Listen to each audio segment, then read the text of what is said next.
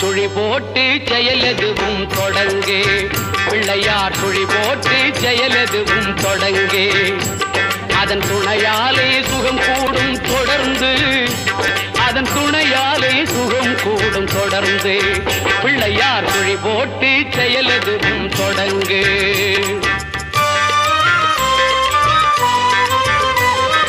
அழியாத பெருஞ்செல்வம் அவனே இல்லையானந்த கூத்தனின் மகனே இல்லையானந்த கூத்தனின் மகனே பிள்ளையார் சுழி போட்டு செயலெதுவும் தொடங்கு